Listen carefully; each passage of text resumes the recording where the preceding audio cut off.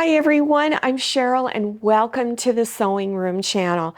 I'm going to demonstrate how to make this really pretty decorative towel. Now if you're interested in getting this particular towel, at the time this video was published, it was available at Walmart in the housewares section of the store.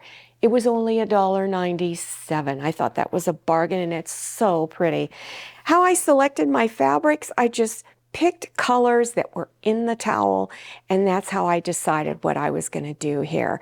So you can use fat quarters, or you can buy other pieces of fabric off of the bold, anywhere from 1/8 of a yard wide to 1/4 of a yard wide. Okay, let's get started. The first step is to measure the width of your towel. Then you want to decide if you want just a slight bit of a ruffle, that it just barely stands out that it's a ruffle, or if you want a lot of very thick ruffly look. So if you want just a slight ripple in your fabric, multiply the width times 1.5. And then if you want a lot of ruffle, then you would multiply that times 2. Then you're going to cut 2 strips of fabric that is that length that you calculated. One of your strips will be 3.5 inches wide, and then the other strip is 4.5 inches wide. This piece here is the little border that will be at the bottom. This is the piece you'll see the most on the front side. Then you want to take your fabrics and stitch a 1/4 inch wide seam. Then you want to press this seam. Now after you have finished pressing, then take this edge and bring it up to the edge of the other piece of fabric and line it up. Then place pins on each side and place pins on this side. Then you want to stitch a 1/4 inch wide seam on this edge and this edge down here. Then you want to go ahead and reach inside and turn that front side out. And when you're done, it should look like this. Now you want to poke these 2 bottom corners out and press this flat. So you have a little bit of that fabric of the one piece showing on the front, and it's also shown on the back. Then at this top edge here, the raw edge, you want to do a basting stitch. And you want to do a stitch that's basting stitch no shorter than 5 or up to 10. On my machine, I selected 10, which is a very wide stitch. So when you put it in your machine, you want to make sure you have the bobbin thread sticking out of the bobbin area up underneath the throat plate, and then a long piece of thread that's coming out on the needle. Then you begin stitching about 1/8 of an inch wide area along here.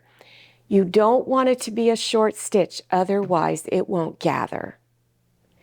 So now you're going to take the top thread, the thread that came out of the needle, and you're going to gently push on the fabric, gathering it up. So once you gathered 1/2 of it towards the center of your strip, go to the other end, take the top thread, and gather it up. Now take each end of your border here, and I like placing this piece down here below the edge of the towel. This way it kind of hides the crooked edges sometimes that appear on towels. They're not always even going across. So I'm pinning it right along the side edge there. And then go to the other end and do the same thing. Then you want to slowly adjust all your gathers. Keep working it till they look pretty even. You also want to make sure that it's even going across here. So you may have to adjust and add more pins. Once you have it all straightened out, turn around and look underneath to see what it looks like, that nothing looks uneven. Then your next step is to put your decorative ribbon on. If it'll make it easier for you to put the ribbon on, you could do a stitch across this edge to hold it down while you're putting your ribbon on. It's really up to you. So what I like to do is, on this, I used 1-inch wide ribbon. I would have preferred it was a little narrower, but I didn't have anything that really went with this.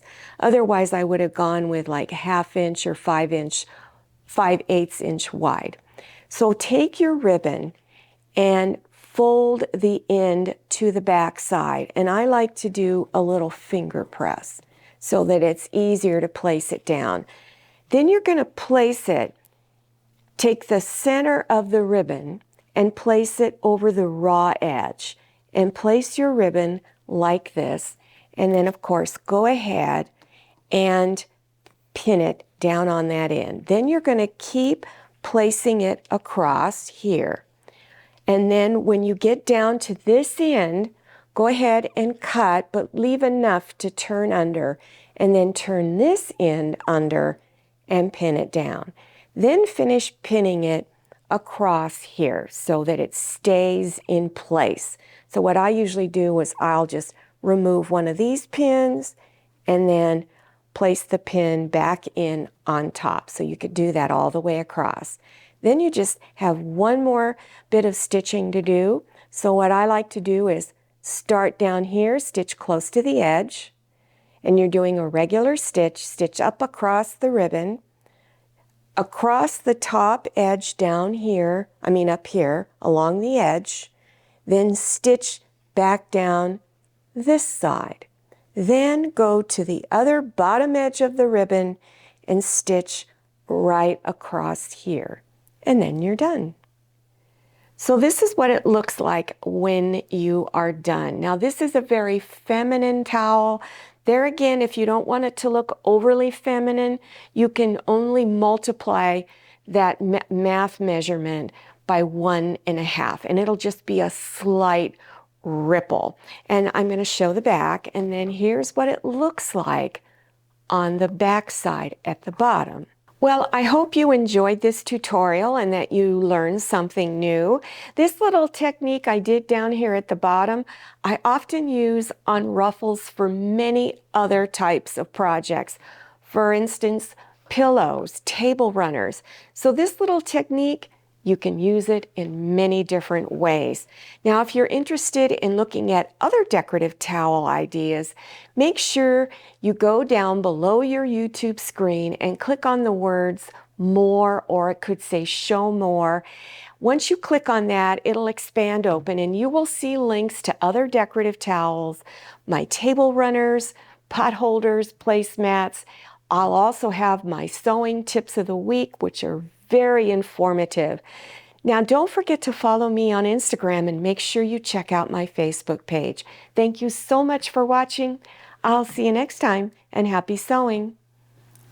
If you like the Sewing Room channel, one of the best ways to show your support is to subscribe by clicking on that red subscribe button and give this video a thumbs up. And don't forget to click on share to share this video with your friends. And make sure you click on the bell so you receive notifications for all my new videos. I'm Cheryl, this is Manny, and this is Scotty. See you next time.